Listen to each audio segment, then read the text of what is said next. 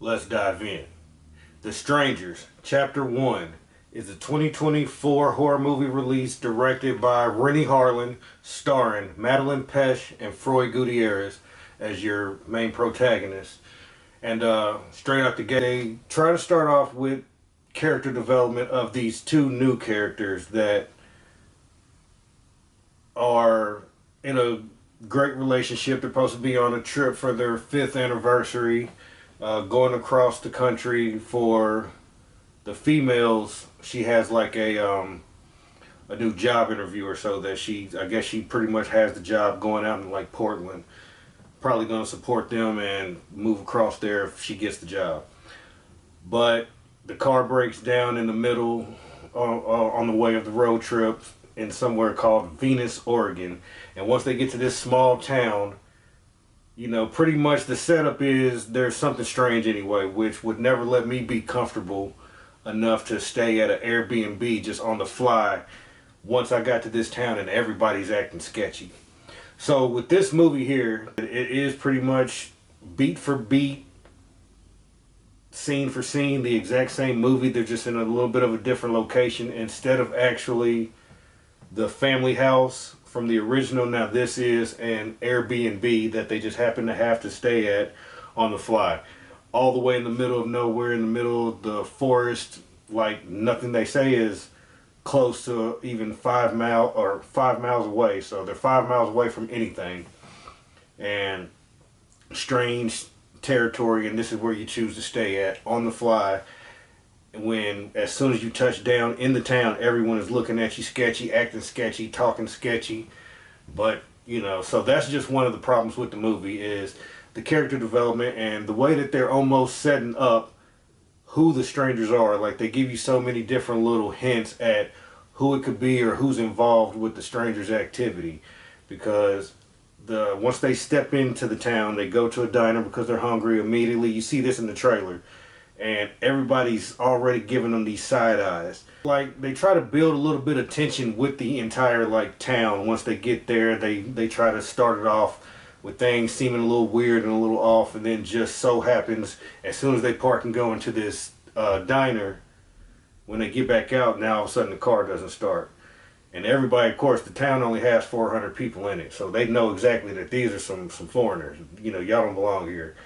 And right across the street from the diner is the auto shop. The mechanic sitting outside. They notice some strangers pull up, or some people that are strange to this town pull up, and now we're gonna see what we can do about that. This is why it feels like everyone in the town is involved with what the strangers do and what their motive is for actually going out and hunting and terrorizing and eventually killing these people that come to the town or have to go to the Airbnb. And you knew that it wasn't going to touch the original. We just had hope because, it was coming out this summer and we wanted to see it still. So we had hope that it would at least be pretty decent, that they would be able to execute in a manner that we would be satisfied. I mean, I'm not totally against this, but there's a whole lot of things in this movie that just don't work for me.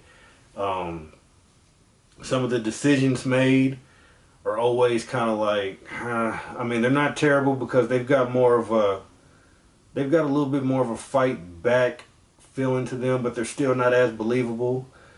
They're trying to set up Maya as a final girl, and we know this already because they already pegged this as a trilogy, and we know that she makes it into all three of the movies. So they kind of cut off some of the tension and suspense of what could happen, and knowing that there's only two characters in this movie really that they're chasing, they take out the boyfriend, of course, so she's what's left. So now with part two, what other characters do we have, or now are they just coming back to stalk her solely in the second film, and then she still makes it into the third film? So I'm really hoping that they have something bigger planned, and I know that they're going to go a little bit deeper with the story and flesh out the entire thing, hopefully by chapter 3.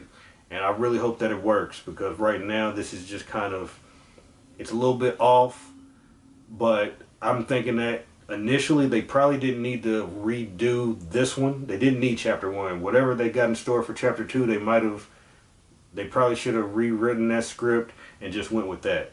and started somewhere from there, some kind of fresh, carried on a different vibe for The Strangers. They didn't need to actually totally remix the original, because I mean, that's, like I said, this is really what we've got is a remix of the original. You know, when you see Liv Tyler standing in the hallway, kind of creeped out, and Baghead is behind her in the distance. It's basically the same here with Maya, and Baghead is in the distance. There is a scene in this movie where that I did like that incorporated the Moonlight Sonata being played on the piano. Madeline plays it, and and I always loved that, and I feel like that was kind of a nod to the original Resident Evil, which was always a great sequence in that video game. But so later on, when she's hiding in the house, and the strangers are in there, basically playing their cat and mouse hide and seek game with her. One of the strangers gets on the piano and plays Moonlight Sonata, the exact, letting her know that, yeah, we've been watching you this whole time, and hey, shit, you ain't the only one that can play this. I can play it too. The one thing about the strangers that keep them creepy, I always love the shots when they're kind of like hiding in the back of the scene, and you just really got to look for them to see exactly where they're at, or where they're hiding at, or how they're creeping up behind the victim, or somewhere hiding behind Maya and just watching her.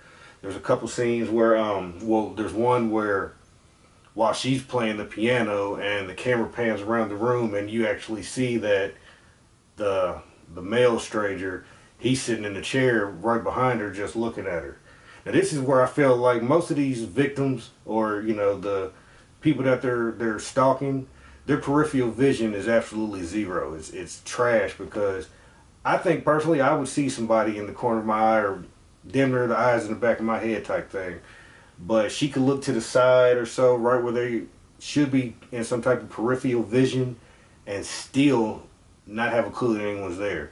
I mean, I'm just saying about the shower scene, like, dude is right there. So regardless of your eyes closed or half open for a split second, washing your hair, I think I would have noticed that somebody was just right there watching me in the shower.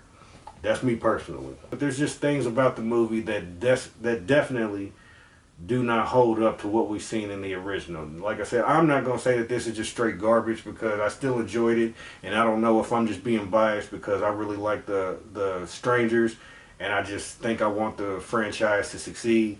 But this is really going to depend on 2 and 3. I think that the numbers for this one might do alright, but if they suffer, then these are probably going to be movies that end up going straight to HBO Max or Prime or Peacock, something like that, which is sad, but because I think they were all pegged to release this year, or at least probably the last one early 2025, but I think that the second chapter should be coming before the year end off the top.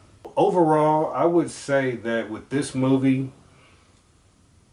there's a lot of cliche things about the movie that they keep into a slasher film that you can always expect. Some of them just don't work as well as the tension was building in the first one. Like I said, they try to do this, and they try to make you actually care about the characters. Like this is a happy couple compared to in the first movie.